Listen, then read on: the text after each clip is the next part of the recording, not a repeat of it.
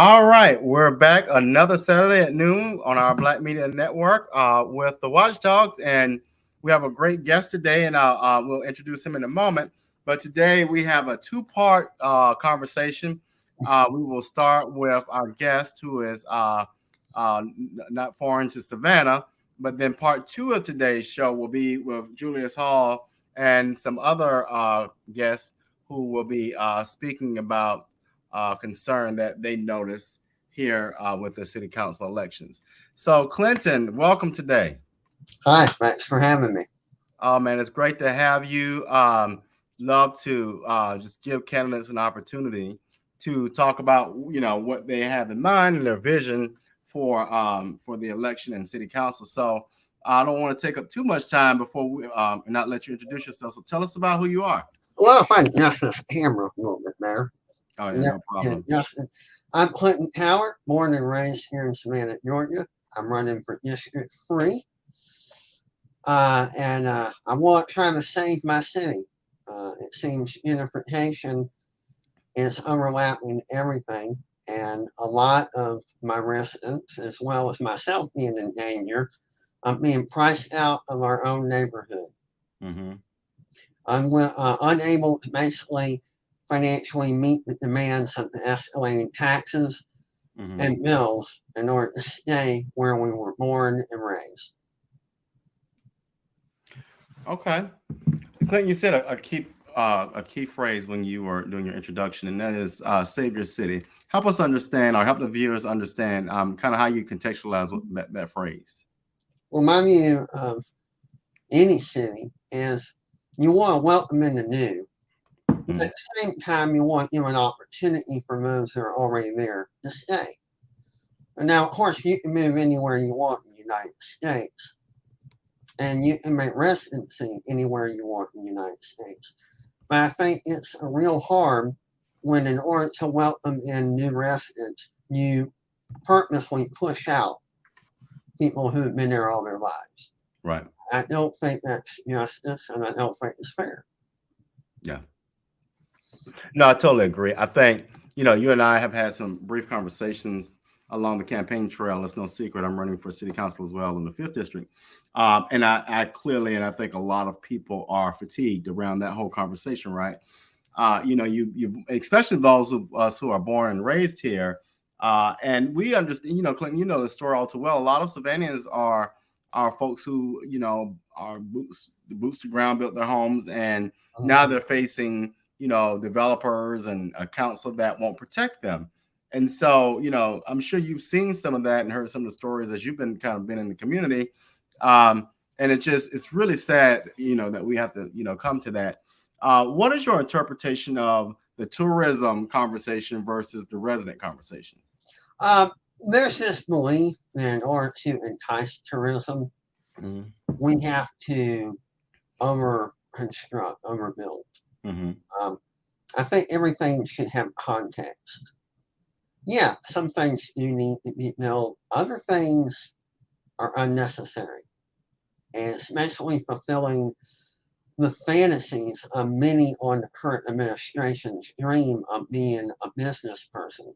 Right. You're not a business person. If you were, you would have your own enterprise by now. You wouldn't be on city council. Right. You need to leave room for the private sector to fulfill any potential demands by a potential customer. Because if there is a demand, private industry will come in and construct that business venture without the government having to do it for them. You can't stimulate demand, but yet many people in government think, well, if we build it, they will come. No, if there's no demand, right, you're wasting other people's money. It's not your money, it's the taxpayers' money. And what should be a priority for anyone on city council should be meeting the priorities of the current residents, such as drainage, flood, septic tanks, road repair, maintenance, a lot of things that people take for granted. And instead, we're wasting our money revitalizing a lot of things that are downtown. If we leave it alone, the private sector will take care of that. But well, I say we, I'm not on the city council.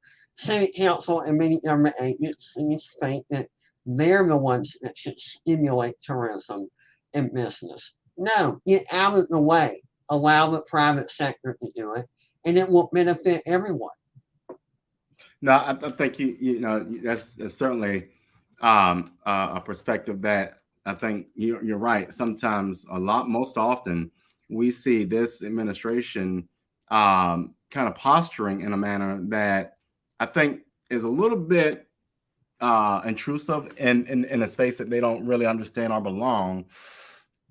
In fact, what I find so interesting is just when with the millage rate, what the whole conversation was, again, it was smoke and mirrors, in my opinion, and the conversation around drainage. And so, a lot, I was talking to someone the other day and they didn't realize, if we get a light sprinkle, I'm willing to say 85% of the 5th district floods, right? That has been like that for 40 years, right? And so it is interesting to me that we have a property tax increase. There was a narrative put out by the administration, this current administration, that, oh no, your property taxes won't increase, when that was not true. But we're gonna have revenue. Where this magical revenue comes from, I don't know, because we're not gonna raise taxes. But then we're gonna put the money towards stormwater management, and we haven't heard anything about it since.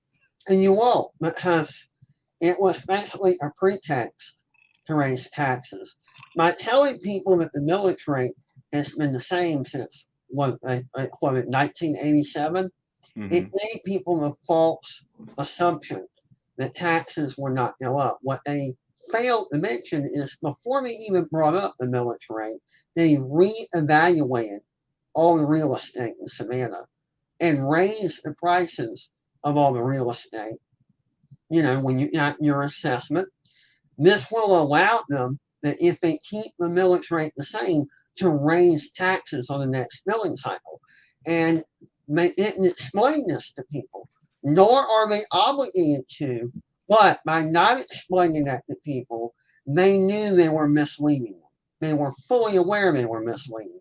And right about now, after people have received their elevation in county tax, when they soon will get in the mail, they'll see an elevation in their city tax as well. Yeah. This is going to force a lot of residents to either move away somewhere cheaper, house surf, or they'll end up on the street. One of those three. Yeah. I think, what I find disappointing with most of the incumbents on council now is, we have this idea, or some of them have this idea, well, of course you can cover that cost, and a lot of people can't. I think you're like myself. You've got to think about people that are in different, situations. So, my situation, I can't. I'm in my grandparents' house. They passed away. The will is to be probated. I'm paying all the taxes. I can't apply for those programs until, everything's settled in my grandparents' will. But I am paying the taxes, and all the bills are in my name, but the deed's not. And they fail to understand there are people that are influx like me that can't apply for, all the programs that they mentioned, but they don't care. If you have to apply for a bunch of county, state, or federal programs just to pay your basic taxes for the county and the city on your home, no matter what your home is, a trailer, house, whatever, then maybe your taxes are getting to be too high. You ever think about that? Yeah. Well, you have definitely your situation, and we have the situation where in the 5th district we have a lot. I'm going to introduce culture in a moment. We have a lot of seniors. We have a lot of seniors who are retired on fixed income, and as I'm canvassing, I love to sit and talk with people. And I'll never forget a woman in one of the neighborhoods, and almost broke down crying because she didn't know how she was going to keep her home with these new taxes, pay for her medicine, eat, pay this new light bill going up too. That's why y'all should have voted for me for Public Service Commission. But no, all these bills, and she just was like, it's overwhelming. And I'm not one to say that the city doesn't need revenue, but I'm one to say that we need to be responsible because we have $10 million of bricks on Broad and it look a mess, but yet we're not out here helping the people who need it most. Carlton, we have our co-host. Clinton, we have our 2 C's. We have our co-host Carlton. I'll let him kind of jump in and kind of. Hi, how you doing? I don't know if has he already done his introduction? He is, but you can kind of do a briefing because you weren't able to hear it, Carlton. Well, I'm a native born and raised Samannian, running for District 3. And I pretty much put up a video on why I'm running for District 3. I want to not only reserve the right to remain here in my hometown, I want to make it available for all my neighbors to be able to afford to keep their homes and to remain in their hometown as well. Okay. Well, my favorite question that I always love to ask is how do you plan to incorporate the youth into this conversation? Because, we have changes to time where we're going through, we're adding new people to the voting pool. What you kind of plan to do to introduce them to what's going on in the city of Savannah? Well, they need to be made aware that whether they inherit whatever residence they are in or they purchase a residence, they need to have prices that are affordable. They need to have taxes that, whether they generate, the revenue through Social Security, SSI, welfare, or a job, that they can pay and have money left over to purchase an automobile every 15 years or so, or to be able to buy groceries. And they need to understand that the future of Savannah is important to them so they can afford to remain in Savannah. Okay. And more importantly, we need to create we need to get a way so we can create better job opportunities for people that are young. A lot of crime is perpetrated by poverty. We have this assumption that if we just distract the youth with some physical activity, that'll take their mind off the fact that there are no jobs available. There's no way to generate revenue or wealth, and they're stuck. I think that's why a lot of people who are young turn to crime. They want to make money just like anyone else, and they want to be able to buy stuff and make a future, a family for themselves. We all want freedom, revenue, and happiness, and I think we need to make it easier by getting rid of a lot of roadblocks and regulations that prevent that. Oh, yeah, I totally agree with that. Colin, y'all C's are gonna mess me up all day long. Clinton, as we think about city council and one of the things I've had a conversation with a number of people about is that while you're representing a particular area or a district, you also understand that decision or votes that you placed also have an impact on the city of Savannah.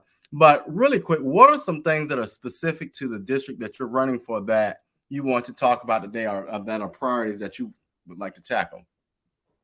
Well, number one, the misuse of 911. We have a shortage of police, and they're being called out, not only in my district, but in other districts, for frivolous things. Mm-hmm. Neighborly disputes that are not pertinent.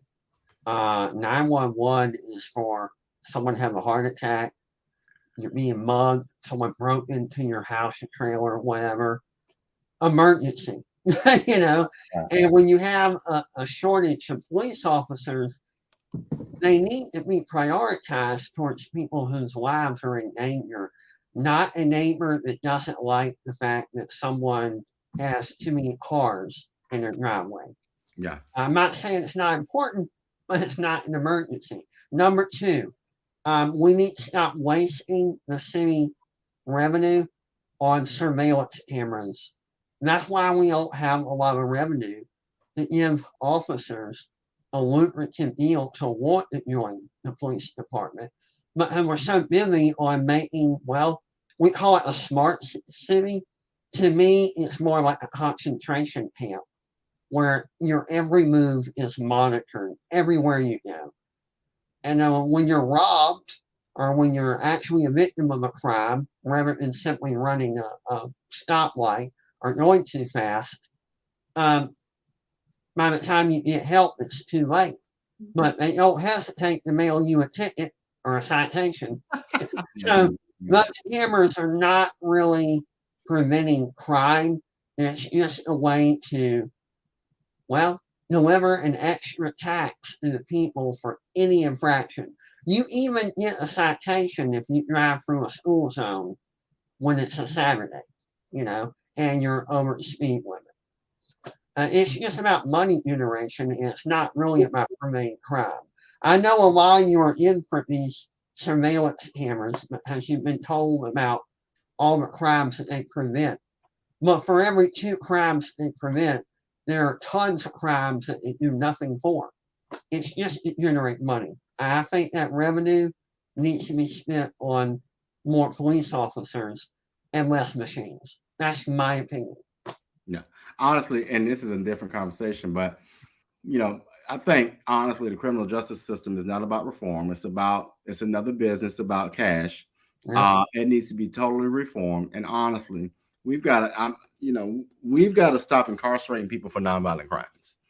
We have an ancient system that dates back so many years based on the concept of slavery, and we still use that system today. Laws are antiquated, but that's a whole different conversation for another day. Well, no, wait a minute. If you check, you're right. It isn't about money generation.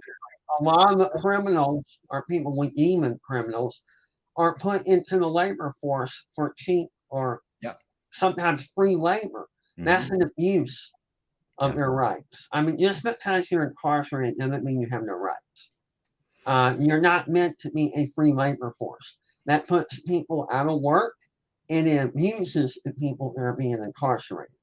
Yeah. Well, we won't get into that, and that's a whole other mess altogether. You realize that this country was founded for the reason of sending people for non-violent crimes over here to start, correct?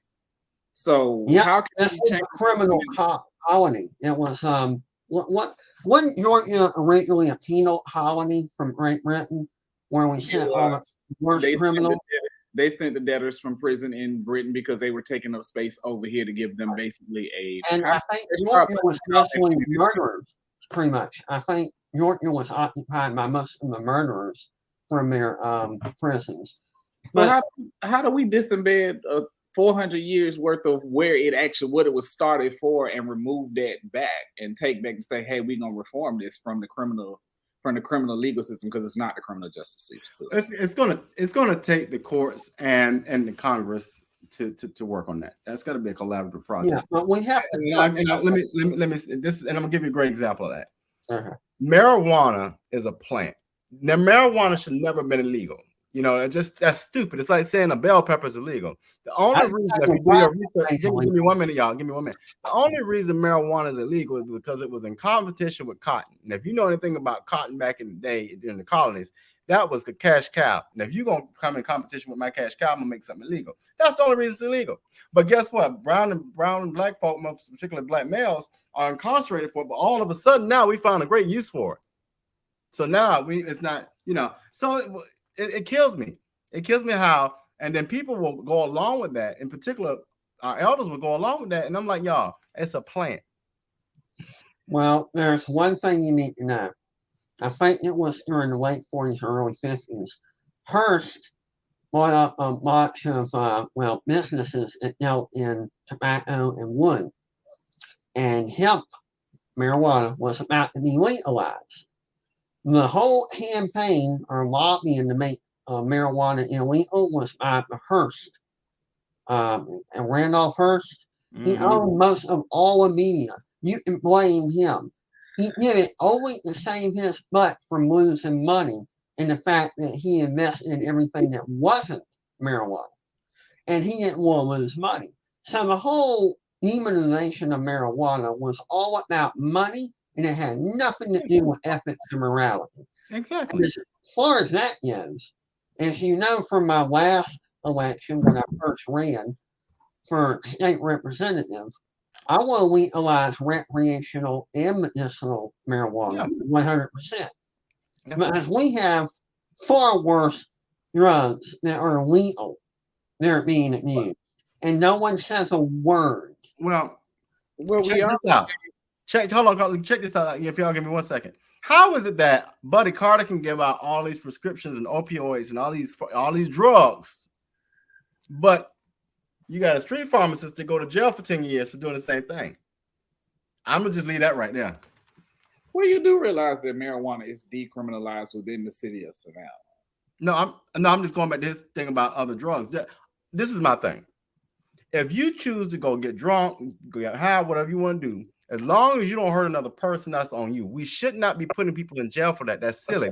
If anything, if they're abusing it, get them support so that they can recover if that's what they choose. But to put a person in jail for that is silly because it's on the back of taxpayers. Now, if you choose to go do those substances and hurt somebody or rob somebody, you're behind going to jail because now you've committed a violent crime. Well, but we do some real stuff in this country. Well, marijuana has. So we got to rein back the conversation because we done kind of got sidetracked a little. No, I just we don't. Yeah. Well, honestly, this is going to come up. There's going to be a conversation around an overlay for CBD and vape and all that. That's going to be I think on the issue. So, Well, it's been partially legalized, but I want it fully legalized. I mean, I know that people now have access to CBD, but I kind of want it legalized 100% in every form. Because as an American, what you do in your body is your business. It's not the responsibility of us to tell people how to live. As long as you're nonviolent, you don't harm anybody, you won't go home and use 100% potency of any form of marijuana, that's your business. Yep. Here it works. Making that statement here in the city, it works simply for the fact that we have so many other streams of revenue. But when you get out to a lot of small towns, that in the legal system, that's how they make a lot of their money from petty marijuana arrests. But their systems get backed up and they don't care because they usually don't have as much system. Versus when we came to the city of Savannah, it backlogs the court system so much because people get these tiny infractions. So it's kind of a catch-22 to say that we want to do it all wide, because then they're gonna be like, well, because we already know police get their money from writing tickets every year. That was the funniest thing that I learned. But to your point, the police have two missions: protect and serve. So to your point, what gets me sometimes with modern day policing is that it becomes a little more aggressive and a little more let me show my power. That's not protecting and serving.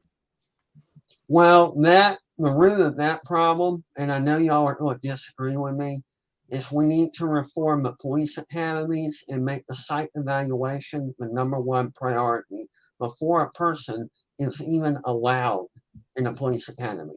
You have to have a certain demeanor to know how to deal with a horrible environment that you'll be involved in once you become an officer. And a lot of people, they don't have the right type of personality to be a police officer, and they're allowed to go to the police academy. And then once they become an officer, that's how you get some bad police officers. We need a better site evaluation. We need to make the site evaluation the #1 priority first. And we're not doing that. I mean, we have a site evaluation when people enter in the candidate for a police academy, but it's just not a priority. So I know that's my opinion. I know y'all disagree with it, but that's my take. Well, Clint, I want to get your opinion on another topic so we can kind of progress along a little bit. The whole development thing, like how we have these developers coming into Savannah. Like one of the main ones that most people always talk about is SCAD, and the fact that SCAD has bought up so much property in the downtown area, and they repurpose it. They make Savannah look pretty, but in the same course, Savannah loses a lot of revenue from taxes that people would be paying on it because they have become a tax-free entity. So, what's your input on that? Well, I have a multitude of angles to come from. One, these are mistakes from previous administrations that did not see value in the historical buildings that were downtown. and sold them for pennies on the dollar, in my opinion, to SCAD, who did see revenue potential in those buildings, and they restored them. And then they started making money, and of course, city council, the newer administrations, they see all the revenue that they're losing. Well, you wouldn't have lost that revenue if you had taken the taxpayer dollars and rather than wasting them on frivolous pursuits, invested them on restoring what was already there. But you didn't see the value, and SCAD years ago did, may put forth the money, and now they're reaping the rewards. That's one problem. Not the second problem. We should have pushed for our federal representatives to update the 501c qualifications. You have to have you have to meet a certain criteria to qualify to be a 501c. We should push our federal representatives to update what qualifies in the 501c, and therefore when SCAD attempts to renew their 501c status, they wouldn't meet the qualifications, and they would have to pay taxes to the city of Savannah, which we desperately need. But we never pushed for that. So they're able to use the 501c classification to get away with profiting off the city and paying nothing back to the residents. So, yes, what they're doing is legal, but it's our fault that we didn't push to change the criteria of what makes a 501c. I know it's a federal matter, but we should have pushed our federal representatives, and we didn't.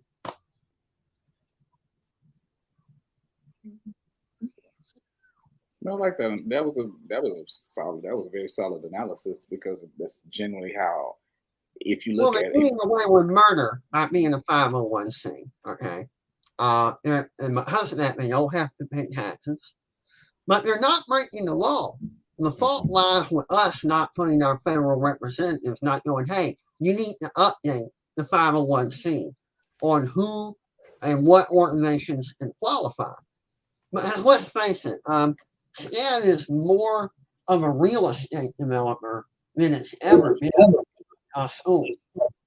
Well, and y'all correct me if I'm wrong, but I'm a Georgia Southern Eagle. I think Carlton's a Georgia Southern Eagle. Go Eagles! I'm a pirate. You're an Eagle. I'm a pirate. Let's get this straight. You're an Eagle. But Savannah State. My parents are Savannah State alum, and but I think higher education institutions also fall in that category of having some different type of property tax payments. I would say with SCAD situation, what should have been done or should be done, and what we should talk about at a state or local level is, okay, after so many parcels or after so many square footage or what have you, whatever we measure that by, you now are going to have to kick out some kind of revenue or something. We got to do something to put back into the pot. And I think that's a feasible thing to do, because what's happening, they're urban campus. They're very much like a Georgia State, right? Where they're spread out and whatever they can get, they get. Whereas Georgia Southern and Savannah State, they're in an actual confined campus. So I think with Savannah College of Art and Design, I think they are taking advantage of some things, and I think it's important that somehow, some way, we look at some state and local policy to confine that, because at some point, and I'll tell you what really irked me on, and I don't care if Paul and Wallace get mad, it pissed me off to see the skyline of the city of Savannah obstructed with that building. Come on. Well, let me tell you what happened. Someone lobbied the zoning commission to change the zoning so they could build that building. Because before the zoning was altered, they were not allowed, no one was allowed to construct anything like that in that parcel that they're building, but they did a rezoning. So, yeah, that was a workaround that shouldn't have been allowed, but it was. Yeah. And it was very intelligent and crafty, but it was dirty. Well, when you're the president and you're making $3,000 contributions to said individuals, you get yeah, that happens. And it's in writing. So, folks, before you go calling your lawyers, it's in writing. Go look at people's financial disclosure forms. You're absolutely correct. But I think SCAD has been more of a real estate developer than it ever has been sold. It has this used to be true. I don't know if it's currently true. They are not. They used to not be on the Regents Board of universities because they couldn't meet the academic criteria. I don't know if that's still true or not. Georgia Southern met the academic criteria. Savannah State University met the criteria. I don't know. I don't know if SCAD ever did. Mm-hmm. Maybe you guys can refresh me on an update. Did they ever meet that? I'm willing to bet that they're accredited, which is honestly I'm a higher ed person by trade. Your number one thing for anybody is you want to be accredited. I'm willing to bet they're accredited. Well, they weren't for years. Let me check that. If they're not accredited, if I had a child, not a Regents Board. They might be accredited by other boards, but that's what I was referring to. If I had a child, people list SCAD as one of the top universities as far as design, art and design. Yeah, in the they're accredited. Because I know people send their kids from across the world to actually attend SCAD. Yeah, but like I said, the moral and ethics of them doing it while they continue to, because you got to think SCAD's not just here; they have a campus in Atlanta as well. So you can imagine if they're doing it here, they're doing it there as well, and in Europe. But they are accredited by the Southern Association, by SAC, Southern Association. Yeah, but not by the Regents Board. Well, no, they're private. They're private. They wouldn't fall in the Board of Regents. They're private. It's like what's another local college? Like South College. They're accredited, but they're not going to be under the Board of Regents. Mm-hmm. Another question, Mr. Carter? Give me a second. I got lost in the sauce real quick. That's fine. That's fine. Give me a second. Got lost in the sauce real quick. Robert, I'm sure you got a question too. I think. Yeah. So, Clint, what's your? I know you talked about things specific to the second. Oh Lord, just all these numbers. What is your vision? What's your platform for your campaign? Transparency is my priority. Mm-hmm. People deserve to be able to look up how their money is being spent in an easier fashion. You literally have to go for an elaborate search in order to get public records, especially on expenditures. It's extremely difficult to navigate. It should not be that way. It should be easier for the layman to online or in the public records to find what they want on how the city is budgeting their money. Okay. So I want better transparency.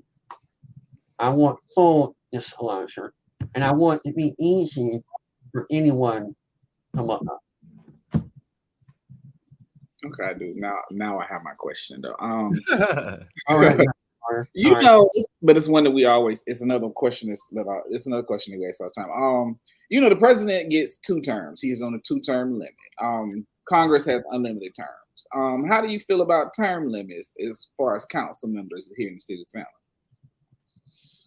I think if you go beyond 15 years, it's time to receive, retirement papers. But that's my opinion. I used to not think there was anything wrong with anyone being reelected continuously for Congress. But when I started seeing congressmen that, to me, look like they have Alzheimer's or dementia, and then it began to bother me, the fact that there were no term limits. Because if you start losing your mental faculties, you need to retire, please. I mean, you can't represent anyone if you don't even know where you are. Yeah. And to your point, Clinton, I think what I am concerned about nowadays is people are more interested in the money, whether it's the money you get from your service or the money you get in your brown bags. I don't agree with that, but some people take it. But when they forget why they were sent to represent, you're there to represent a constituency. not to get extra money, not to get kickbacks, not to recuse yourself from votes. And yes, that was a shout to you know who, and not to be in bed with the people who are hurting your people. You know, at the end of the day, if you're not putting forth policy, and I have yet to see any of the mayor, any of his five, put together any policy. If you're not putting together policy, it's done for me. It's time for you to go have a seat. I think you're not moving policy, you're not working. I think the problem with our current environment and candidacies, candidates want to run for office just a virtue signal and just to be in office. They don't have any goals, ambitions, or policies or to improve the conditions. They just want to be in power to be in power. And I think that's the number one lead to corruption. There's nothing wrong with power if you want to utilize it to make things better for yourself and everyone else. But if you just want power for the sake of power, you're more subject to corruption. Well, if I could, real quick, y'all, I don't know if y'all seen some of these ridiculous fundraisers, but you have a number of fundraisers where the baseline ticket is $500, the next level is $1,500, $2,000. If you are aligning yourself with that type of situation, your loyalty lies with the wealthy folks, and that's your prerogative. But I have a huge problem with that. Your loyalty should lie to the constituents who elected you, not to the people who've put money in your pockets. And that is a huge issue that I think people really need to think about the ethics in that. If you got a person over here taking $6,000 and $7,000 from wealthy folk, they ain't thinking about the mom and daddy and the struggling families who don't eat. And that's why you got that millage rate in this property tax the way it is, because they don't understand, they out of touch. And if you and Clinton, what kills me in Carlton, it kills me. I was telling somebody yesterday, why is it that so many council members want to be back in that seat so bad? All they get is $25,000 a year. Yeah, I know. You got to think about that. You mean y'all really want to be in that work that bad to get that $25,000? See, folks, I want the viewers to wake up. You got these folks aligned with these wealthy folks getting certain things, fringe benefits. They ain't trying to get back for no $25,000 check. And I'll let y'all fill the blank in for that one. No, basically they made connections where they're getting deals and they don't want to leave.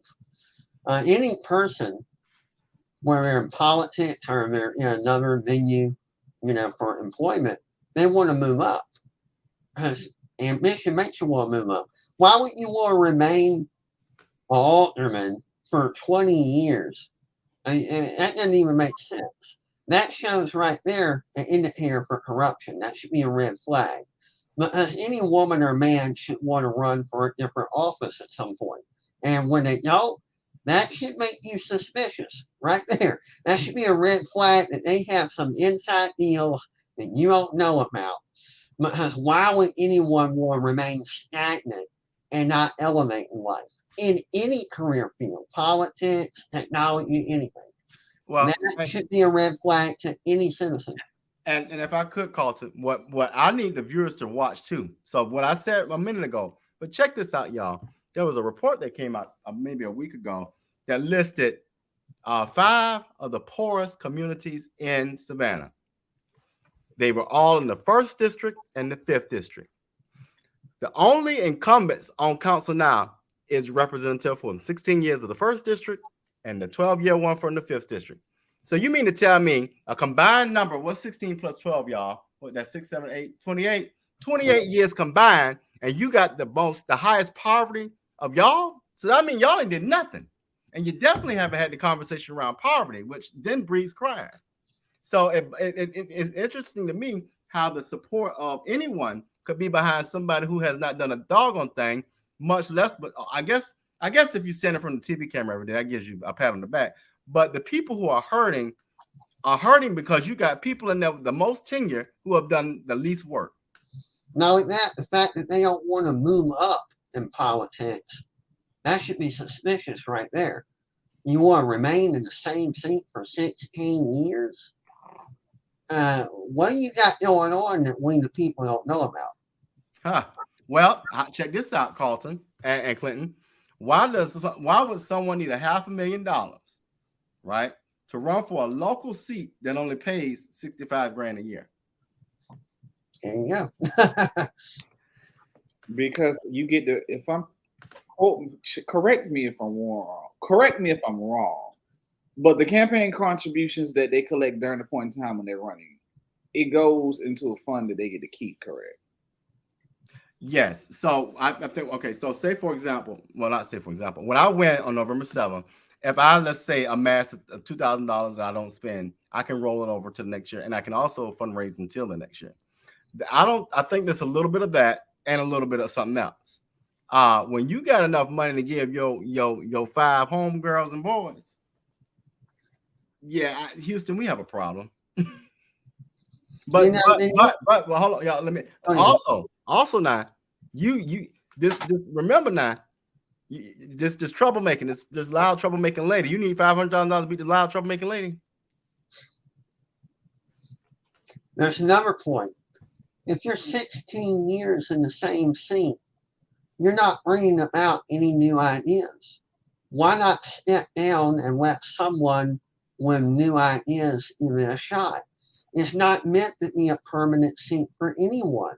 Right. The whole point of any alderman or any seat or a city council or any government body is to have fresh ideas. And if you got people there for decades and decades, you're not giving new perspectives. You're not giving new ideas. How you will ever resolve any issue or problem if you address it from the same point of view all the time? Yeah. You're not going to have any solutions. Well, I do have a question from something we discussed earlier about the development. Do y'all, since both of y'all technically running, do you feel that it would be to kind of restore like the buildings that have become rundown? Do you feel like it's a necessary aspect to elect, like put a council, like put a group of people together to come together and say, hey, we got an idea for this building here in the city of Savannah. We want to do this. Can y'all allocate the funds for this or create a like in that manner? If you, I think number one, after you do the basic priorities, drainage, road repair, stuff like that, you should present it to the people for a vote on each specific building or whatever to restore and let the people vote on it. And if they vote on it, take the leftover revenue from the taxes and spend it on restoring that specific building that the people voted on. You know, don't just take the revenue and start restoring all the historical buildings without asking the people first. And I think what we saw the last council meeting, we saw a huge mistake where the council voted to basically destroy a few of the historic buildings, which is stupid. It's just dumb. Yeah, how can you hold on to a historic designation if you get rid of historic properties? So that's the first mistake. You can't get rid of historic properties. I think Clinton hit the nail on the head. We've got some other priorities we got to handle first. However, a lot of this stuff, y'all, the ills we have in the city can be managed through partnerships, right? There is a place for SCAD to show up. There's a place for Savannah State to show up. There's a place for nonprofits to show up. And we partner and we create opportunities to then alleviate homelessness, to then help displaced families. So we restore these properties. We do some good with them. We develop some programs around them. But the one thing that we have not seen yet in this city, that is a collaborative conversation where we bring people around the table who are experts in this. You know, the only thing I'm really an expert in is diversity, equity, and inclusion, but I'm not an expert in homelessness. So it would behoove me to bring people around the table who have done the work, who understand it, and then we resource it and get these things done. The one thing I like is Alderwoman Bernetta Bryant Lanier has this idea called asset-based community development. I really want us to lean more into that because that's a great way to really get some stuff done. But the idea I'm trying to say is we got to collaborate to get a lot of this stuff done, because right now what we see is a lot of people with a lot of ideas who don't even have good sense. True. But I think the best collaboration we can do is to work out deals with the new businesses, universities, and institutions to interview qualified native born and raised Savannians first for any employment opportunities that open up in their organization. Only qualified, of course, and give them the first shot. and any employment that opens up, rather than constantly migrating others for first come, first serve job opportunities. Oh, Clinton, you hit a nail on the head. I think you know this story all too well. You all, I want to bring something to your attention that Clinton hit this bell on the head. Y'all know Lee's Gate. Lee's Gate is in the 5th district. Love Lee's Gate, and I think they did right by getting a gazebo. Carlton, guess how much it costs to build a gazebo in Lee's Gate? Over $200,000. A $200,000 gazebo. Well, actually, but the clicker was this: you brought a contractor out of Atlanta to build that gazebo. Here's what you're gonna love, Mr. Carter. Only one bid. No one else bid on this job. That's a red flag right there. Why is it that only one person was interested in bidding? Come on, that's shady. You and I, everyone knows that if any project like that is presented, a lot of people are going to want to bid. A lot. And we have the laborers here in Savannah. We got carpenters here. I mean, it just simply comes down to the fact of one hand washes the other. I need some this, that, and the third, and I want you to do this. We all know that's how that goes. But $200,000 for a gazebo, like I said, I know some crackheads who would have did it for $3. Well, it was really $124,000. But my father, who used to be in construction, concrete in around pools, septic tanks, all that, he had done it for $15,000 tops. That's why I knew it was crooked the moment I saw the price. And when I saw that there was only one bidder, I'm like, oh no, Yeah. But I'm always say it like this: it's not just the people who we elect, like we put, like I said, we vote, go out and vote for people like y'all who are running, but it's also the community members who have to go out to these meetings when they actually realize, because that's something that I didn't know, and I'm pretty sure a lot of people don't know. No. So you have people who are willing to go up and speak and say, why did y'all do this? That was absolutely unnecessary. You can't get this and thing. You continue to do it, and it continues to bring what they're doing to the light. It causes an issue where now I'm in the spotlight. I don't want to do this anymore because it's drawing too much attention to me. And if they do have an aspect to move forward, they can't move forward because they be like, we don't want to take a gamble on you because you looking like you might do something that's going to embarrass us. Well, yeah, and not only that, when you have a representative that goes behind an executive session, closed doors, and has one narrative and will stand before the community with another narrative, you got a problem. When you have a representative that will tell a community, I'll give you 2 more weeks to talk about the fairgrounds, but goes and make the motion to move forward with the fairgrounds with an indicted P3 developer, you have a problem. So we got some real situations that I hope people are waking up to, because that same individual and this mayor and this city manager just signed off on $200,000 for a gazebo, and the basic cost for a house, I would imagine, is $175,000 to build. So, I mean, the voters got to really wake up. And that's the one thing I think John McMaster's asked earlier, and I would love to get y'all's perspective. How do we raise this percentage? We have a 22% voting rate in Savannah for municipal elections. We got to raise that to at least 40%. How do we do it, y'all? Social media. I don't think y'all know social media, because social media, I used to be in IT, has become oversaturated, and people are just getting to where they're tuning stuff out on the internet. It's an overload of information. I think we need to also use the old-fashioned way, going out and about and talking to people, because people have become desensitized to the internet now. It's become so incorporated in their lives that they miss a lot that's right in front of them. It's kind of like information overload. They don't know how to process it, so they tend to ignore a lot of it, and people are not being reached through the internet the way they were in the early 2000s, when it was sort of, well, it hit its peak. Now it's everywhere. People don't pay attention to ads anymore. They don't pay attention to marketing anymore. They're tuning it out now. So I think we need to use a combination of social media and talking to people in person the old-fashioned way. I know what I'm introducing is difficult, but like I said, people have become desensitized to the internet.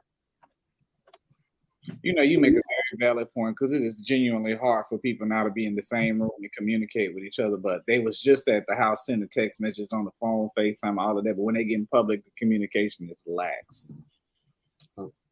So I think we need to use both. I think we need to meet and greet people. I think we need more public events and the internet because if you're going to rely only on social media and the internet, you can forget it.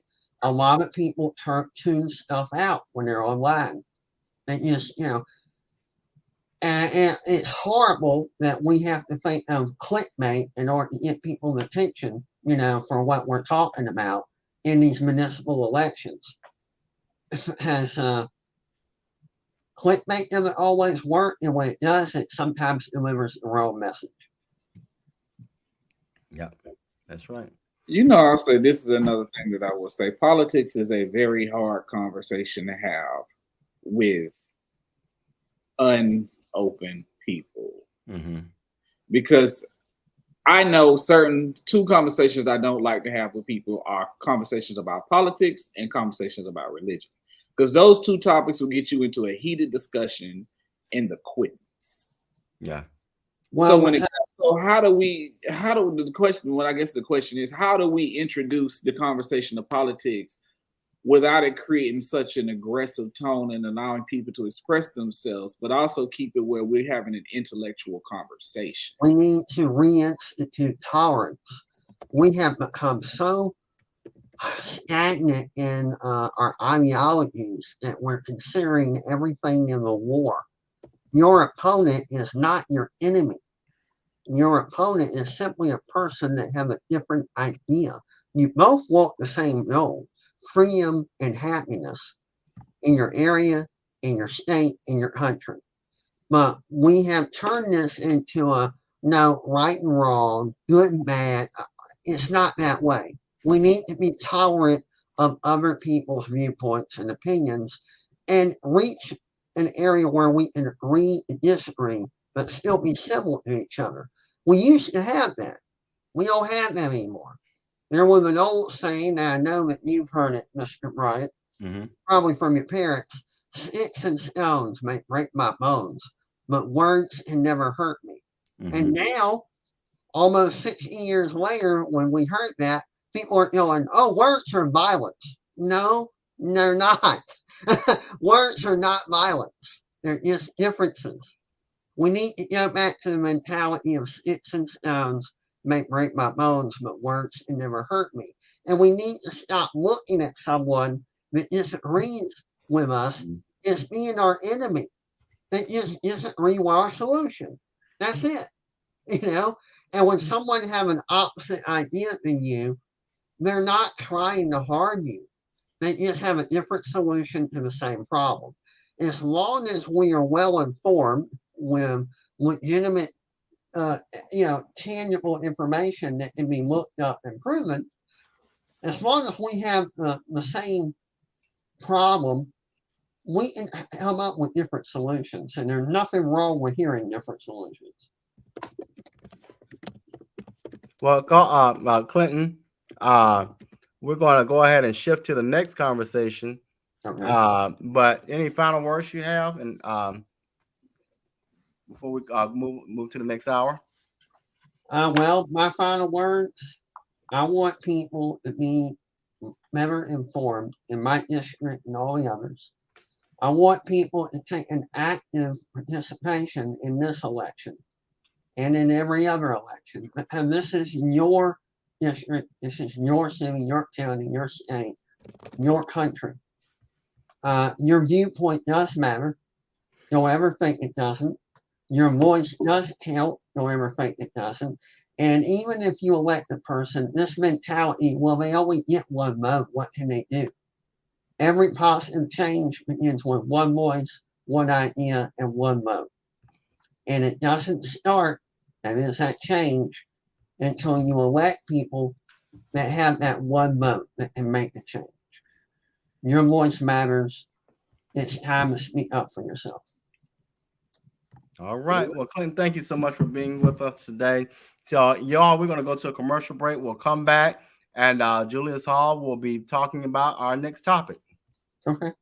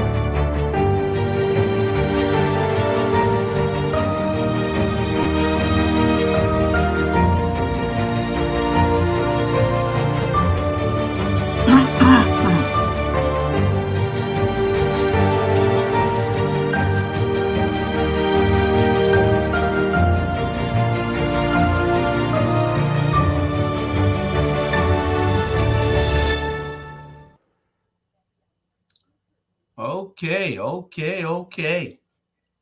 Back in the house. I don't know where my co-hosts are at today. There was several people that were supposed to probably be on here with me today, but they have decided that they had better things to do, probably watching a football game or something. I don't know. But we're going to get straight to the mustard, and we're going to show you all what happened this week earlier at the alderman's house. We understand that the media is not being fair in its coverage of what happens in this city. And we want to expose all of that. It is high time that the people wake up and see that the media is not doing things in our best interests. There's a number of things that I want to discuss today, and I need to play. How Dion said, I need to give me that theme music. You know, I need my theme music too. I don't know what's good for the day. Let me see. Yeah, I think that's a little bit more me right there. You know, turn it up a little bit. Mr. Cowart, you could probably watch from your other device, unless you want to sit there. But Robert is gone, I believe, and that segment is ended. But thank you for coming. Anyway, clear my voice, clear my throat, because I got a lot to say. I'm here by myself. One got my co-defendant called in sick, and I don't know where the other three guys at. We can't be about change if we're not going to show up to make the change happen. I'm here every day. I'm going to be here until the breath is gone out my body. But I just wanted to cover a few things. And we make a lot of accusations. But when you see us make accusations, you have to realize that we are not just making accusations just to make them.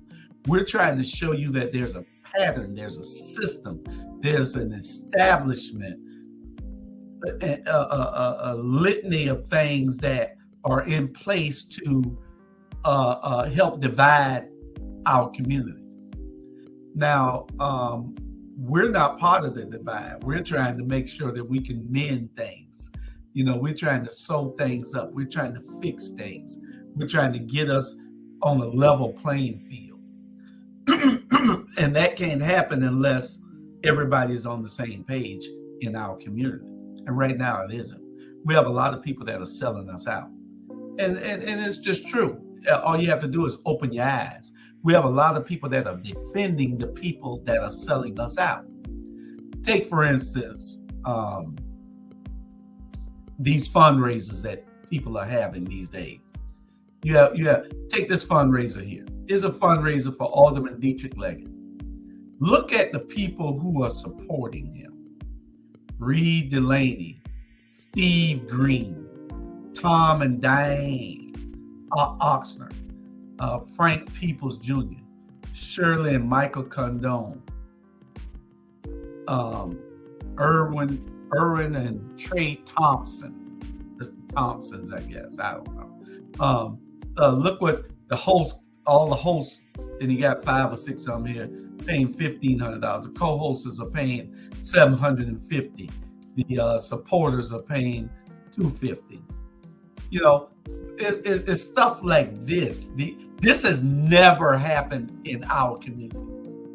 For the establishment to now give people in our community money for their campaigns.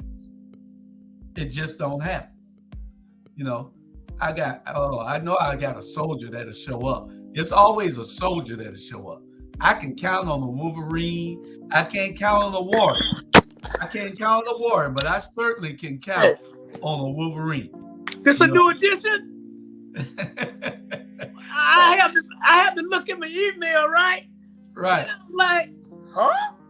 The rabble? I'm like, hey. Yeah, well, this is not the rabble. What this is? This is the watchdog. Because it said in the email, I just was watching the watchdog. And this part 2, the watchdogs. Oh, hold on, I'll be right back. Hold on. Yeah, so but Bernard will be back, and we're going to have a discussion because it is high time that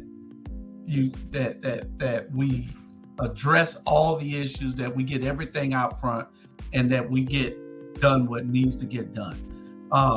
It's too long that we just sit by and let people do what they do.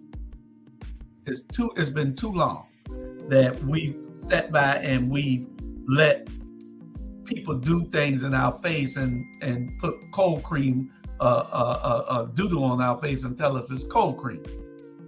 Our mayor, y'all mayor, is one of those people. He loves to tell you that. Look at his fundraiser. You know, his fundraiser, same people: Steve Green, Reed Delaney, John Coleman, Jeff Nordica, Brooke Stilwell, Laurel Cornowitz, Greg Parker, Dickie Mopper, Kay Ford, David Patterson, y'all know who that is, Sam McCarron, Trey Thompson, again, y'all, Sheldon and Zelda Tannenbaum. These people have never given to Van. They have never given to, let's just be honest, they've never given to African American candidates who do not espouse their way of thinking. And now we have these people given to them on a daily basis. They're their biggest supporters. Look at this thing. What is it? Levels of support. $2,000 for the chair, $1,000 for the co-chair, $500 for a host, $250 for general admission. You know, donations are not tax deductible. But this was back in, this was a few months back. Let me see if it's a date on it. I don't see a date on it. But this was a few months back where they had a event for the mayor. Now, you know, you're going to see a pattern. I showed you these same names on Detric's own. I said these same names, some of these same names, Reed Delaney and the Condones and Steve Green. But I want y'all to check it out. There's Vans. Same names. Same names. Here's Pat Rossiter's. The only difference with Pat Rossiter's is that You got Van Johnson, Edna Jackson, Virginia Edwards Maynard, Roger Moss, when he became a player, and Otis Johnson as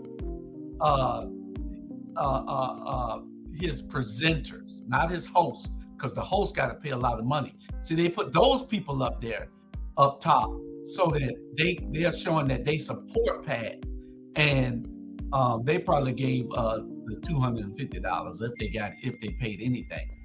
But what I'm saying is, you got the host down here paying $2,500 each, the co-host paying $1,000 each, the friends paying $500 each, and the guests paying $250. They're pouring a lot of money into these campaigns lately. Why?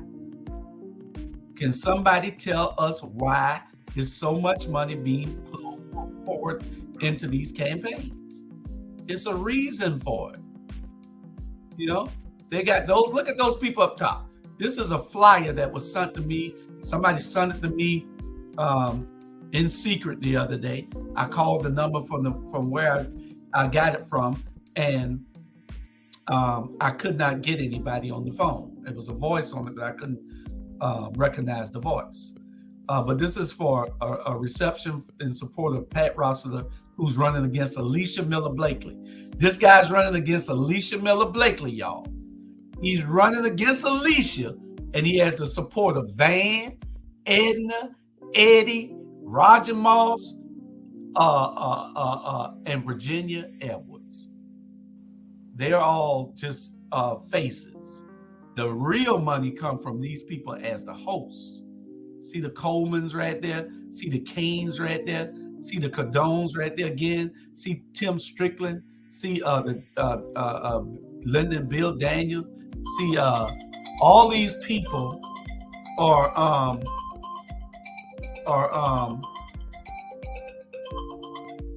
all these people are here doing giving money, giving big money.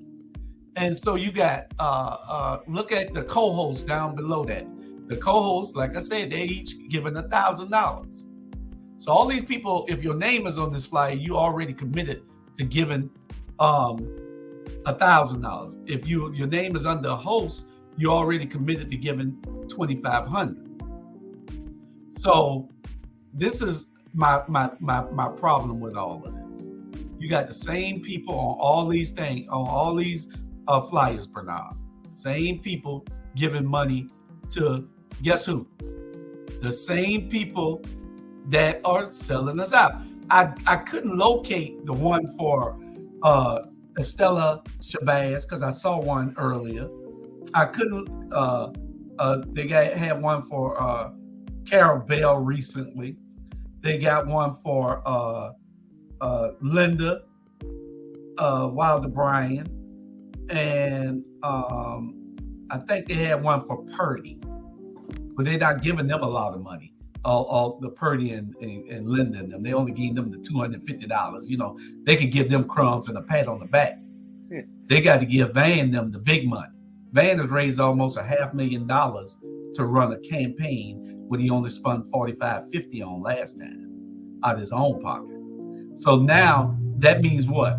Somebody is giving up some money so you can keep doing what you're doing. Yeah. And you got to know this one thing, Bernard. These are the people that we're complaining about. These are the people that are basically selling us out, who they're giving this money to. They've never given these people money before. Now, all of a sudden, they're getting troves of money. Mm-hmm. Why? Yeah. You know what? I'm gonna be honest with you. Savannah, Georgia leadership is corrupt. And the number one person heading that list is Van Johnson. And the opinion coming out my mouth is my opinion, not our black media opinion. It's a shame. And not only that, you know, you got people that really and truly are frustrated, they're upset, They think that it's nowhere to turn, because everybody that look like us down there, except 3 people, is selling us out. Selling out. I mean, I don't have no vote in this election, but I got a mouthpiece to go with it. Savannah, Georgia, let me tell you something right now. Can you please listen to what I'm about to say? Y'all need to wake up, because these people is selling y'all out down the river, and I guarantee in the next 3 years, you may not even have a house in Savannah, Georgia. They corrupt. They're paying people under the table. They no good. It started with that little punk Van Johnson, and it go all the way down to Leggett, and it go all the way down to Estella, and it go all the way down the whole ring. And I'm telling you right now, I live in Atlanta, Georgia, but my heart and soul is in Savannah, Georgia. And I'm here fighting for y'all. But if y'all got us, our black media, just fighting for y'all, and y'all ain't fighting for yourself, ain't nothing we can do. Remember, in November, get those people out of City Hall. They no good. They corrupt. They and they bank account. If you got to raise over $1 million in a local now, I ain't talking about no running for president, nothing. Local. If you got to raise that much money in a local to win, then that should tell you something right there. You need to carry your butt right back to New York City. At the end of the day, I am tired of being sick and tired of people that look like us ain't for us. At the end of the day, if you right and you doing the right thing, I don't care what color you is. I don't care what color you is, as long as you do the right thing for the people. That's why y'all should be down there in November the 7th and vote for Alicia, for Stella, vote for Keisha Carter and her family to the next mayor of Savannah, Georgia. Period.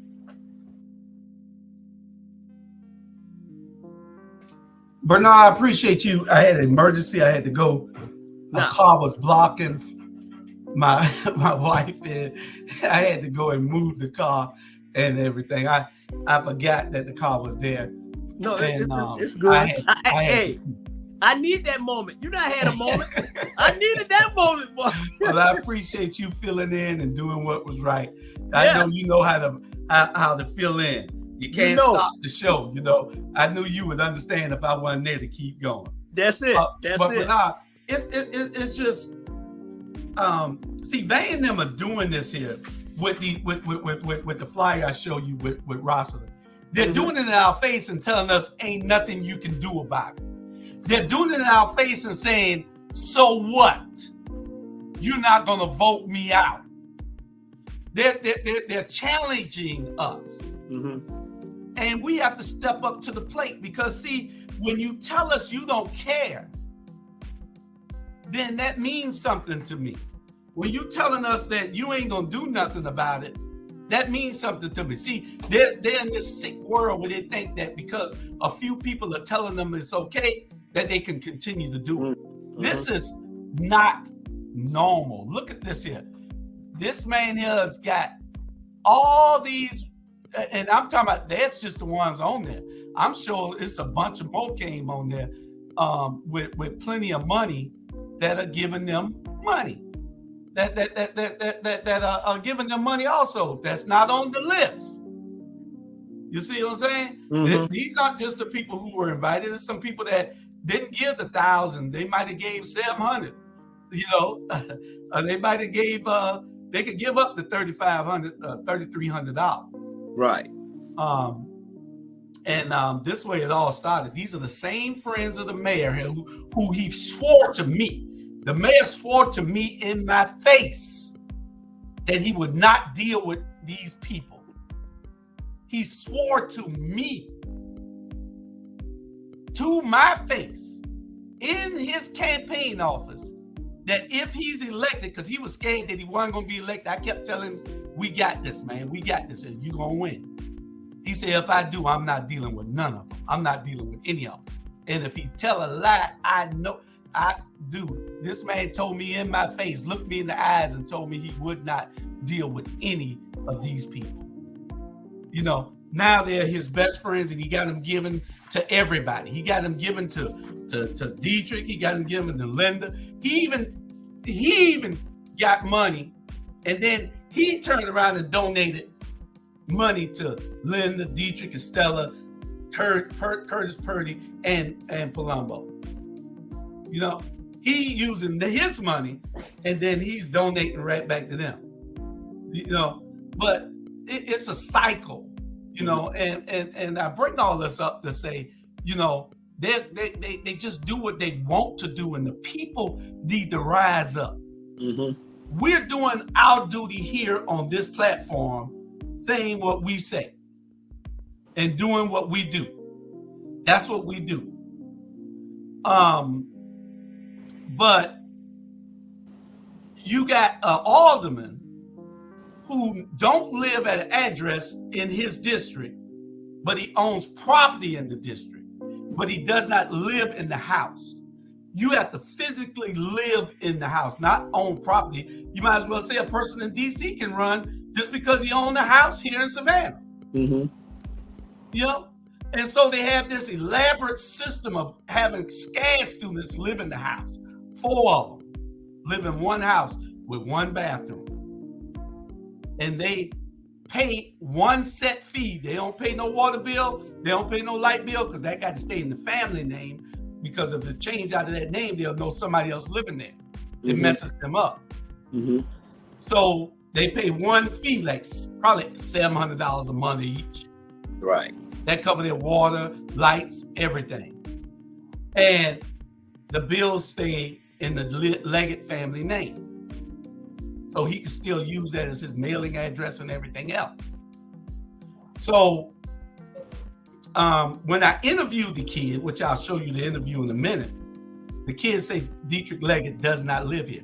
Now, why people can't accept this and they keep saying he lives there, lying, but if the state attorney general come down, I bet you won't tell them that lie like you telling everybody else, because if Donald Trump can go to jail for this, so can somebody else. So y'all think y'all gonna stay in the line and take it for Detric? Then the state attorney general will show you just what the deal is. I interviewed this kid, and this kid told me the 4 people that lived in 649 East 38th Street. 649 East 38th Street, this kid told me who lived there. And one of the people was not Detric Leggett. And he lied on his qualification form that he lived there. He lied when he don't. So I'm gonna play the video so everybody can see the video, and then you can he didn't want to be on camera, and that was the only way he was gonna talk to me. I told him, I said, somebody in this house says that they live here. Somebody that committed a crime says that they live in this house. Mm-hmm. He said, well, who's that? We're 4 students. And I couldn't get my phone to work. Right. So I had to borrow somebody else's phone. Right? Because while he was talking to me, I missed a bunch of it because I couldn't get my phone to work. So when I got the other guy's phone that was there and started taping, this is what I got from him. Even though I couldn't get it because he was getting a little nervous because all the news cameras and stuff would started coming. So you say you live here with 3 other people, and they're all students. Yeah, we're all students. And nobody lives here by the name of Detric Leggett. No. And Detric Leggett's family owns the house, but he's using his name as the person who.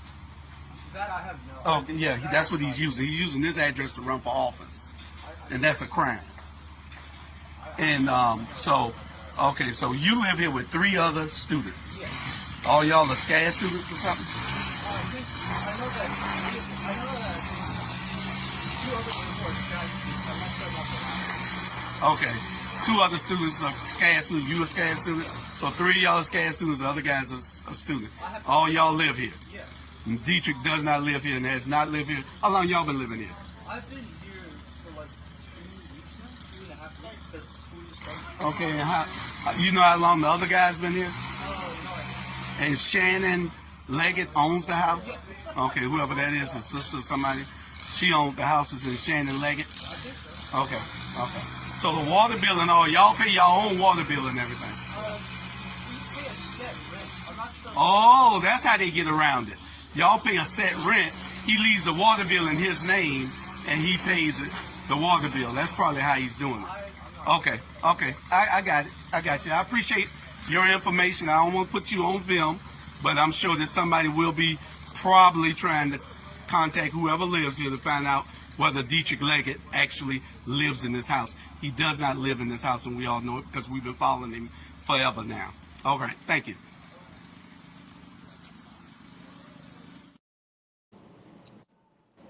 Now, what other proof they need? Mm-hmm. What other proof they need, Bernard? Here's the students telling you that Detric don't live in this house. This 649 East 38th Street. This person lives there. I caught him going in the house. What other proof do you need?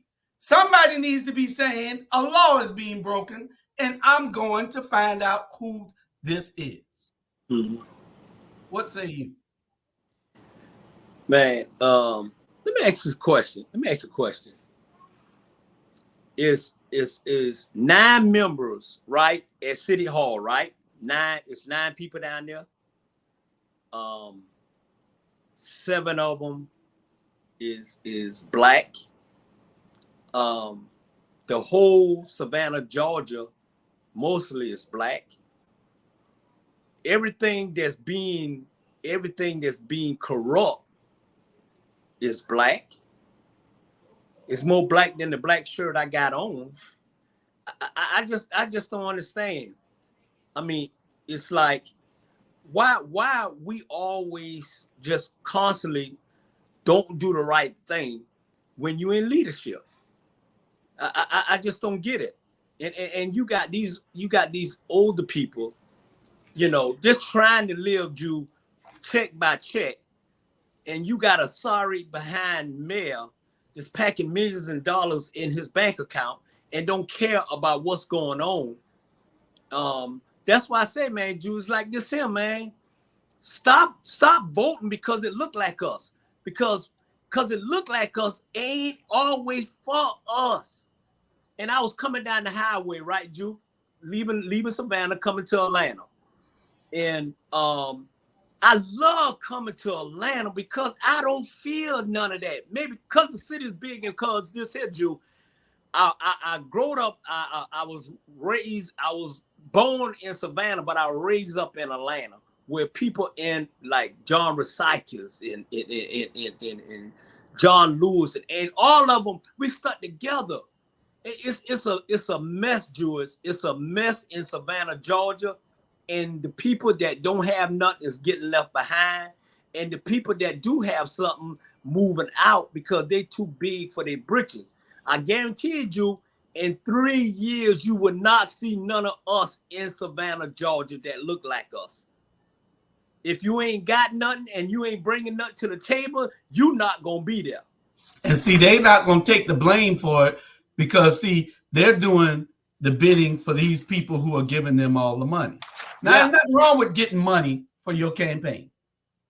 But when there's a system that is in place that you see, and these people are voting a certain way with the mayor every single time, they don't have no brain of their own.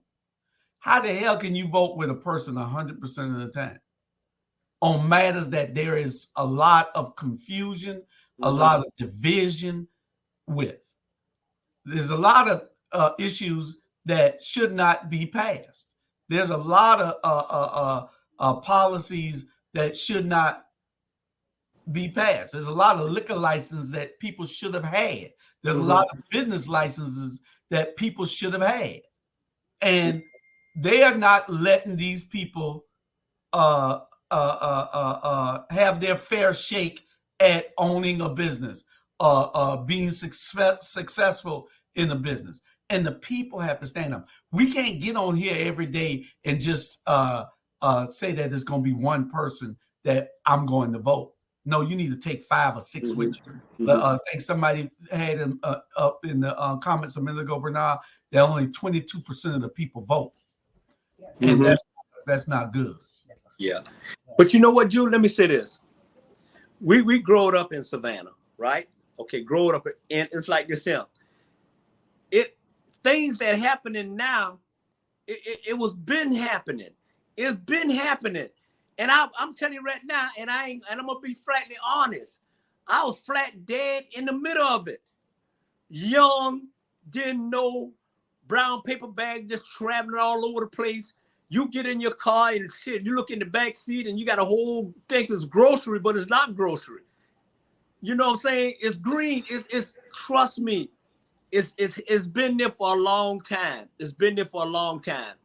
And you know, people don't realize is that you are hurting other people when you overthrow the leadership that's not a good leadership. Savannah, Georgia do not have a good leadership, and it's time to make a change. You know, and Bernard, I don't have a problem, like I said, with them taking money from these people. Right. You know, you need money to run you need money to all run. money ain't good money. All money ain't good money. That's what I was about to say. Okay. You need money to run a campaign, but all money ain't good money. And then the thing is this, you know,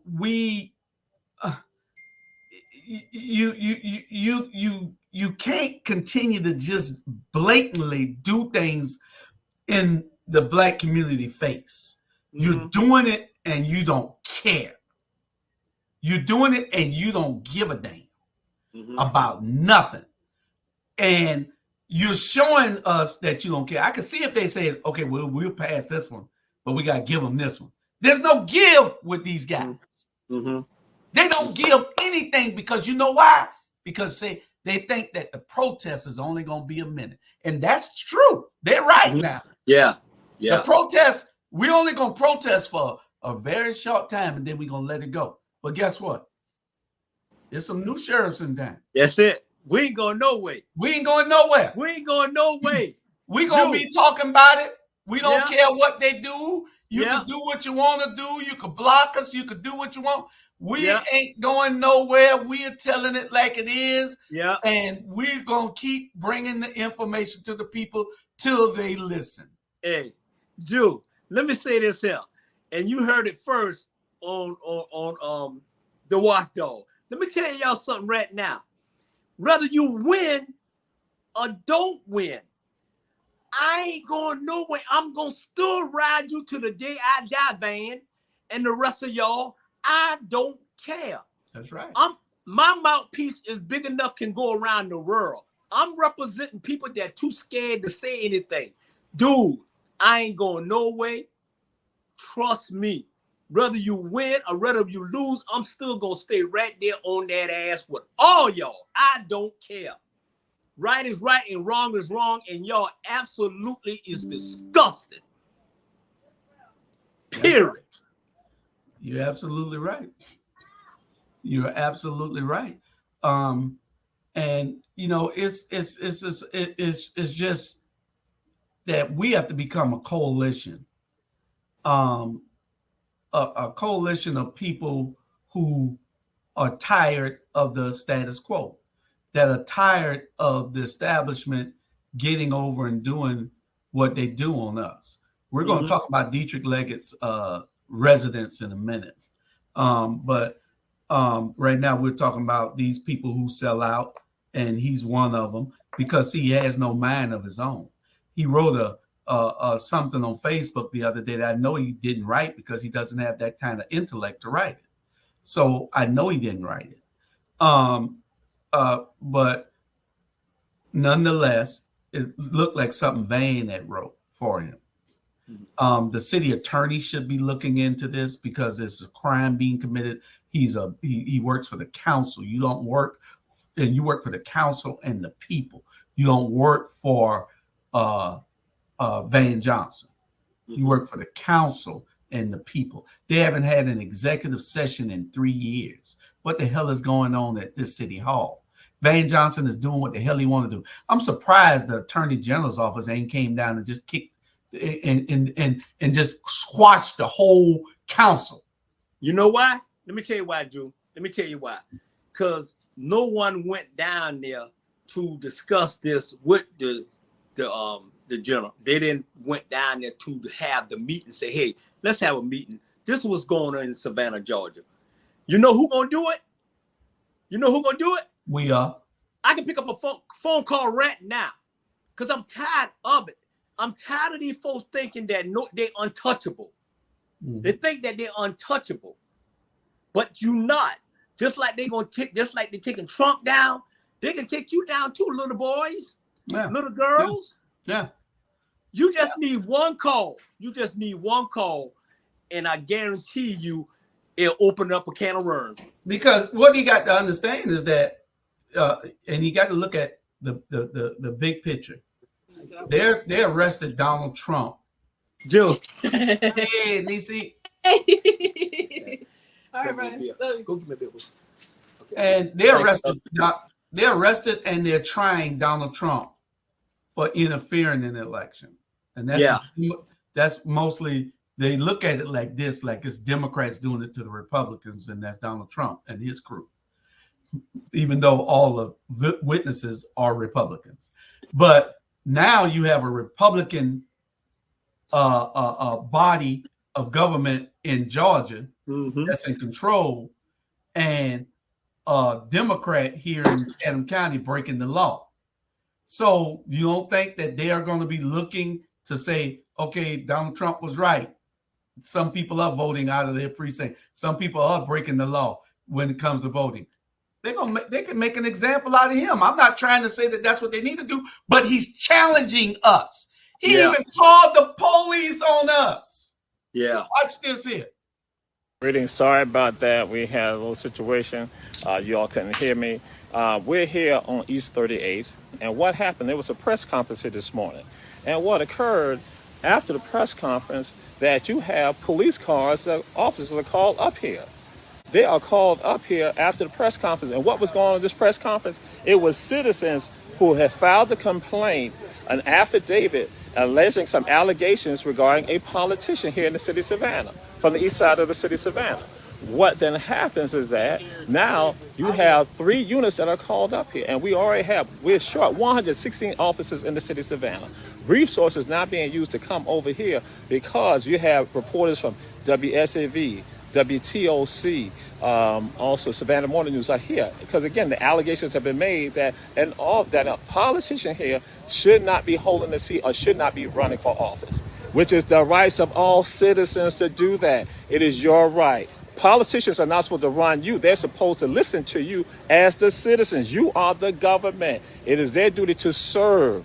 Serve. That's what they're supposed to do. Health, safety, general welfare. That's what's supposed to be going on. But instead, they wanted to ask the politician the question. Merely wanted to ask a question. Ask a question with regards to their residency. Again, allegations have been filed with the clerk of council, the clerk of city council.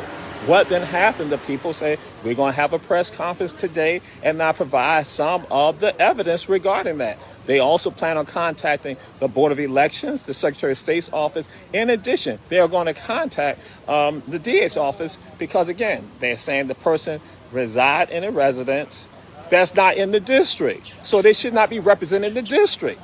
So citizens have a right to do that, have a right to question it. But then now you're going to call the police? Again, no one has threatened the person at all. There's been no threats, no physical intimidation, no mental intimidation, no emotional intimidation. And so here go officers being called on citizens right here who merely asked the question. No impeding the way to get into the residence, and the politician came up here and went into the house. So here go the reporters. They then went to the residence to not ask a question of the politician. The politician refused to come out. Here in the 2nd district, here in the city of Savannah, refused to come out.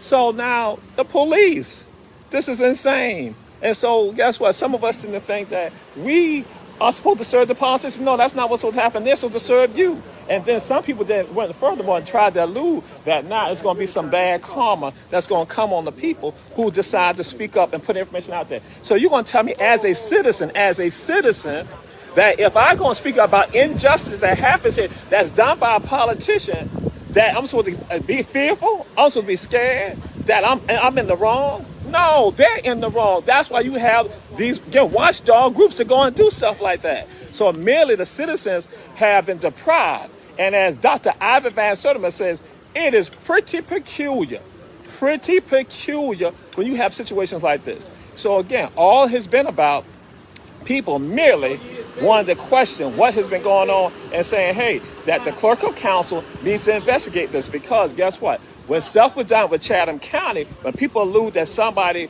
was not qualified to run, guess what? We see the media blasting that. It's all over the place. That again, this is Savannah, Georgia. Oh, it's public information. Detric Leggett here in the city council, 2nd district, that again, they filed it. I don't have the paperwork. I just saw one of the captions, but they have documentation. They said that he doesn't reside here in the 2nd district. Mr.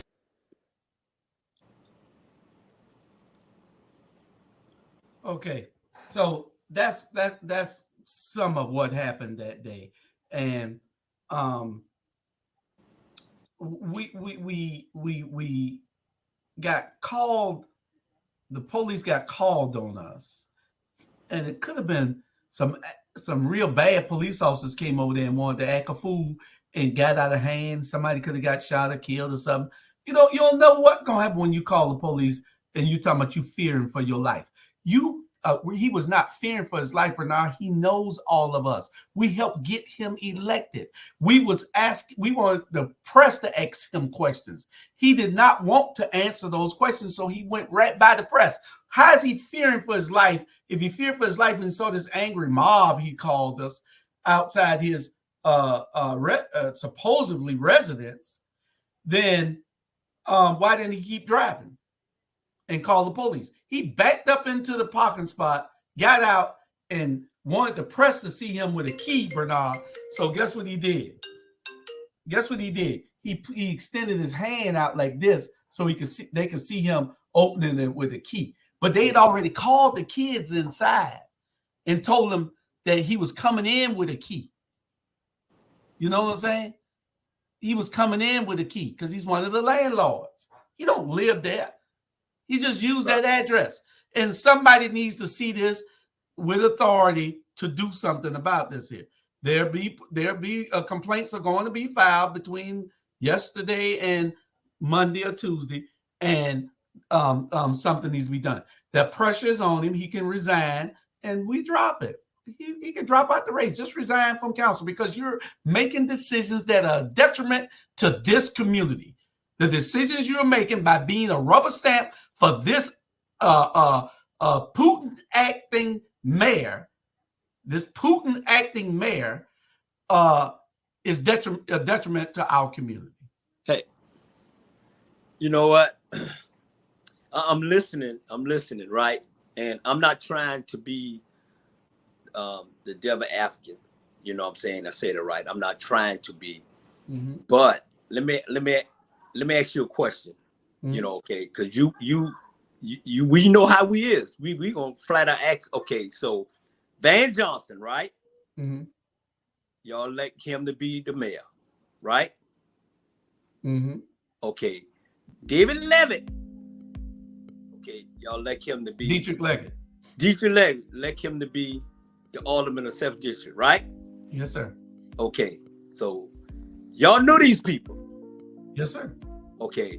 Did y'all know these people before y'all elect them? Or did y'all know these people after y'all elect them? Or did y'all know how they is and y'all put them in there and now this is what y'all get? Well, you want to know the truth? Yes. Okay, this is what happened. Run on the street, Jew. Now, these people were advocates of the community. Linda, Detric, Alicia, they were all together. When they got elected, Detric and Linda went over to the other side Van went over to the side that he promised me that he wouldn't go to, and they cut all of communication off with us. We didn't care as long as they did the right thing. We didn't come there to govern with you. We came there to make sure that you governed correctly. So they were all advocates. We were all behind them. We put them all. The only reason we backed Van Bernard was because Eddie DeLoach said something negative toward the black community. So we backed Van.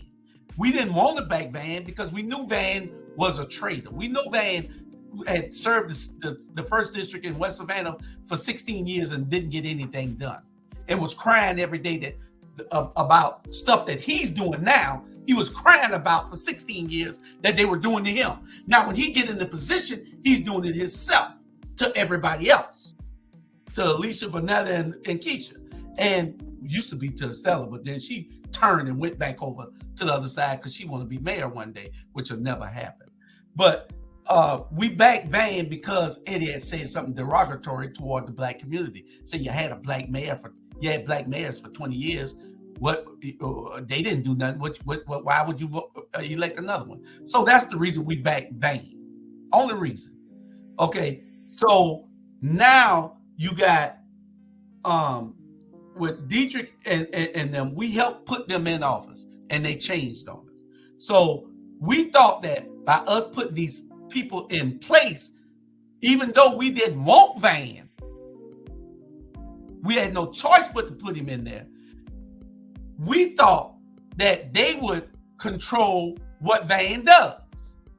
But Van outsmarted us. I have to give him that. He took 3 of the people that we put in there.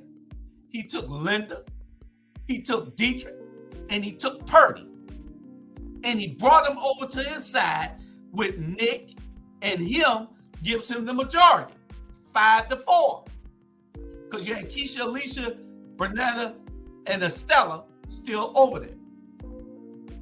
Then Estella, when they went to threaten her about taking her mayor pro tem position, that's threats.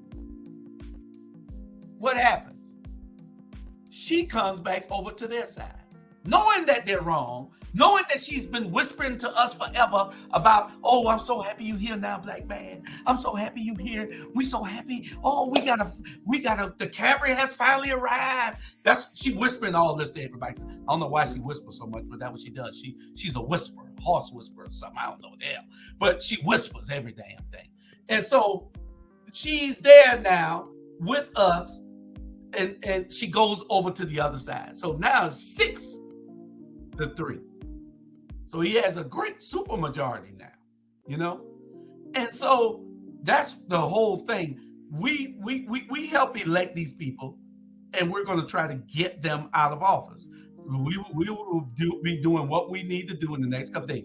We know the mayor got $500,000. He's about to come with commercials, flyers, and people on the street.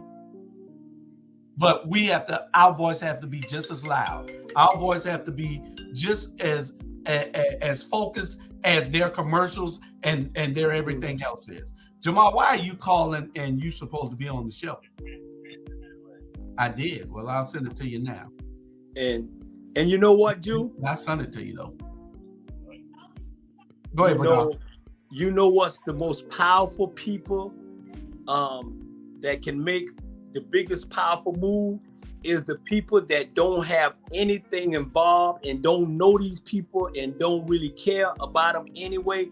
And it's that person sitting behind this in front of this flag. I don't know him. I don't care to know him.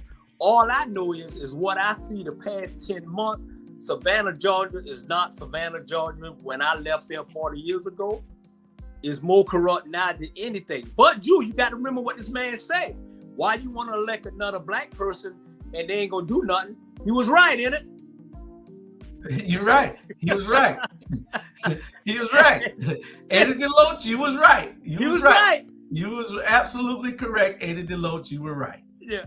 And so, I can't say he's absolutely correct. He was trying to tell us that it don't matter. You might as well elect me because I might do what you want. The black man is going to give you his butt to kiss. See, there you go. Van has been doing. Van has been telling us he don't give a shit. Yeah. He gonna do whatever he want to do. I can cuss a little bit because the pastor not here. And you know, I don't mean to cuss, but I can cuss a little bit because the pastor not here. But you're right. It's like this here, Drew. Hey, man, I'll be telling you, y'all know, don't get my cussing. Don't get that all twisted when I say things. I'm a very intelligent, smart young man, and I pay attention. I'm 61 years old. If I'm still dumb and I'm 61, I got a problem. Trust me, I see the picture. I see what's going on here. Okay, I'm trying my best to you know, don't come at people so hard. You know what I'm saying? But I keep it real. And the problem is, Drew, until you clean down City Hall, it's gonna always be a problem. Until you control SCAD for SCAD is, let me tell you, SCAD is not a college. It's a developing company that's taking all y'all property and turning it into what they wanted to turn in. So y'all people, you keep saying, you know, I'm telling you the truth. Why I'm lying to you. Yeah. I'm telling you right now, and I told him, you bet not touch 284 Farrell Street. You bet not touch 256 Farrell Street, or you will have a problem. Yeah. You know. And you're right about them. They're doing it in Atlanta too, aren't they? They're doing it everywhere, man. Atlanta. But one thing about them doing it in Atlanta is they buying the white folks. They're buying the white folks up, and the white folks selling it because the business is not like it used to be. But you know what? All the business down there on Edgewood and Auburn Avenue, all those owned by black owners. You would never see a black owner down there because that's where they go and that's where the money at. And the white folks selling it to SCAD because they tired of it and they're ready to move out. And so that's what's going on. Mm-hmm. And here's totally different. They buying the black folks out and they moving them out and they just take it. See, they take advantage of people who don't know. They know Van's stupid. They know the people too. So they know they can slick and talk to them, and that's what's happening. That's what's happening. You spending $20-25 million on Broad Street on some bricks. Yeah. I ain't talking about no house. I'm talking about bricks, Drew. Bricks that you riding across. Man, please. And you know, when we're talking about his residence, we have pictures where he go every night, and we have videos, we have everything, and we know he don't live there. He knows he don't live there. Most of the whole city knows that he don't live there. But most of all, I bet they need to go and ask Linda Wilder Bryan where he live at. She goes to his house because they're very good friends. And let her lie under oath. And when they finally dig all that up, then she could get 5 years too for perjury. Yeah. Yeah. What's up, Jamal? man? All right. You were sick today? Yep. All right. I guess you're going to get mad at me and say this right here. Be careful of eating the Parker's chicken biscuit. Be careful of eating Parker's chicken biscuit. Oh. Yeah.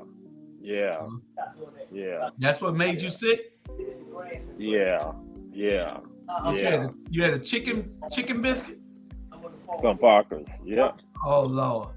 And it had you throwing up and everything. Okay. That's right. Yeah. When you calling me, I was like, I done told him I'm sick. Why he doing me like this? I was like, why? I said, I got to talk to Tanya. I got to talk to Dr. Tanya Howard Hall. Let him know. When people go and say that, because there's some sicknesses that people just don't want to be bothered with.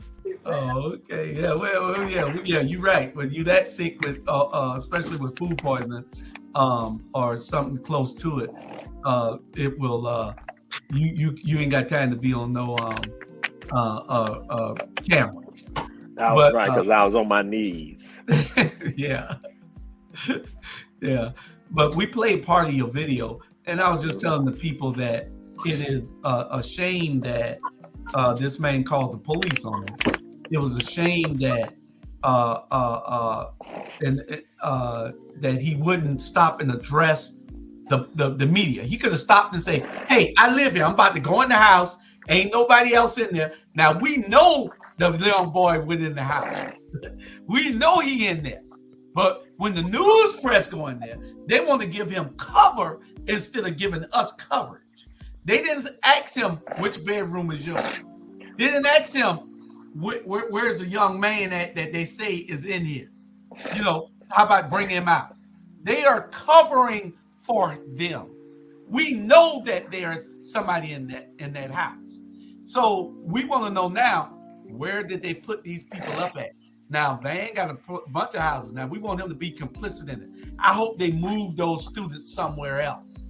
So, and see, they'll be part of the cover-up. I hope that Van got plenty of houses. So I hope we find out where you move those students at. I know the little student when I see him again. So guess what I'm going to do? You better move him back to China or wherever he's from, because I'm going to follow him home. And turn him into the investigators. Yeah. So they can see that you're in collusion with this cover-up. Hey. Is these jobs, y'all tell me because I don't know. Is these jobs down there at City Hall, is it that important to go to jail? They think so. They think so. And they tried to they want the police to come put me and Jamar in jail and Pastor Smiles and everybody. You got some 80-year-old people out there, 70-year-old people out there, 60-something-year-old people out there. Who was going to do something to him? Matter of fact, Jamar, if he was getting out of his truck and some people that wasn't with us had jumped on him, we would have helped him instead of the people. We would have helped defend him. Yeah. So, but he's scared of us. Really? That make it make sense. Make it make sense.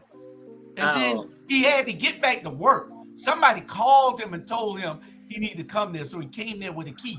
His sister, I guess, would call him because the young boy said he had to call his landlord, Shannon Leggett. So Shannon called him. He's at work. He came with his hospital scrubs on. So when he got there, he told the news press guy he wasn't coming out till we leave. So we knew that if he wasn't coming out till we leave, we wasn't leaving. We wasn't going no place, period. So he couldn't wait long enough because he had to get back to work. He on the clock.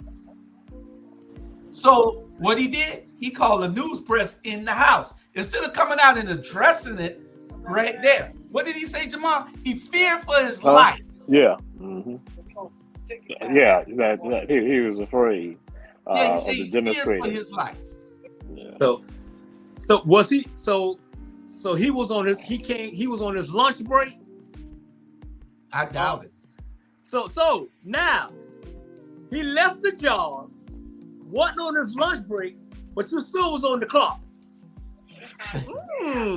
Unless he clocked out. I don't know. He might have clocked out. Nah, you know us. We don't clock out. We don't clock out. We still on the clock. Yeah, he's special, man, and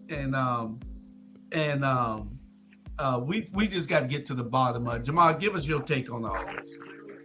Well, actually, it was sad. Now, one of the things, I don't know if you may have shared it because I wasn't able to look at anything so far, that the demonstration or protest, which was actually a press conference, because it was a press conference, you are generally not going to have a protest or demonstration at a press conference. You're there to give out your information. You're not there to protest or demonstrate. So when they say demonstrators and he's saying demonstrators, that wasn't the case. It was folks there with the press, now trying to get to the bottom line, trying to get the truth.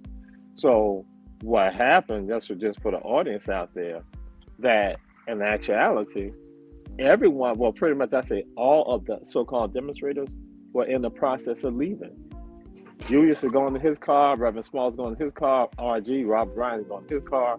My car's parked the farthest away, and so I'm going to the car, and that's when I saw the police car. And now first I said to myself, I was like, I know he ain't called the police. I said to myself, I know he ain't called the police. Yes, So he then did. I said, but then so I then said, well, no, maybe they trust you in a regular patrol. So that's when I turn around, look, and then when I see him then park right by the house. I'm like, now the Julius, I called out the Julius, and then that's when bam, everyone then converged back because again, here go everybody about to leave. That's the stupidity. Everybody was about to leave. Only the press was still there. We were about to leave. So that's when I'm bothered with this. And so here you go, this person who is an alderman of that district. Should you be afraid of anything in that district? I'm saying you represent that district. Should you be afraid of anything in that district? If you are the alderman, if you live there. You think I'm afraid of anything if I'm in Cowart, Brownsville, if I'm in, Cam Park, Jackson Park, if I'm in Hazard County, if you think in pretty much any part of the city, you think I'm gonna be afraid when I think I'm a part of this city. So, but here go the so-called leader of the community.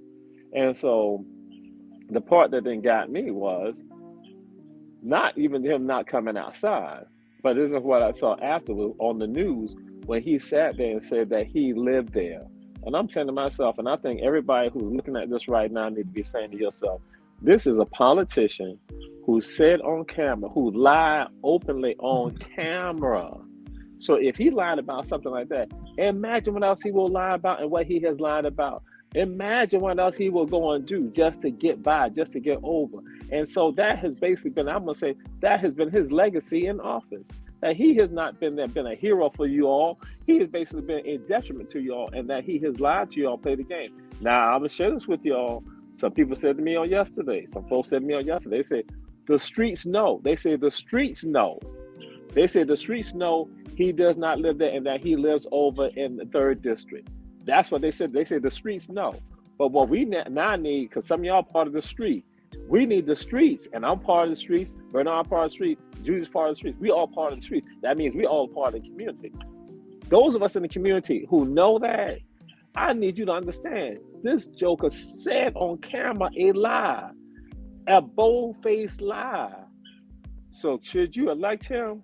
You shouldn't elect him at all. Because if he lied about something simple like that, imagine what else he'll lie to you and how else he would sell you out. That's a problem. That's a problem. That's why I might say that to me, that's probably the worst part. One, calling the police, talking about he's scared of these demonstrators, but then also that you're going to sit there and lie. And so it's now I'm going to suspect that you got to lie because you done got the support from these people. And these people now probably pulling your coat strings. You're probably not like a straight puppet. But his lying is just indicative of him not having a voice anyway. He lies because he's trying to cover up all the stuff that he knows that is involved in this. And he can't stop lying now because it goes back to that house. You got 4 kids living in there, students at SCAD, 3 of them is students at SCAD. I don't know where the other one is a student at. 1 bathroom, I suppose. I know there ain't 4 bathrooms in there. And it's a boarding house now. Is the city gonna come down? Van Johnson, you looking at this. I know you are, or you will be looking at this. You gonna send code enforcement over there? Y'all went and had an ethics complaint and a whole hearing against Keisha Gibson Carter for saying a cuss word. What are you gonna do about this? So somebody needs to be on their P's and Q's, getting something done with this. Somebody need to take the ball and run with it before they bury all the evidence. We got signed affidavits. We got everything that we need to give over to the authorities in this mess. Because if he think that he can call the police on us, causing where harm could have came to us, right. If he thinks that he can continue to lie to the public and call us liars, and if he thinks that he can still tell everybody that we were threatening to him, that means he don't care about us. So why should we care about him? Yeah. He don't care about us. Yeah.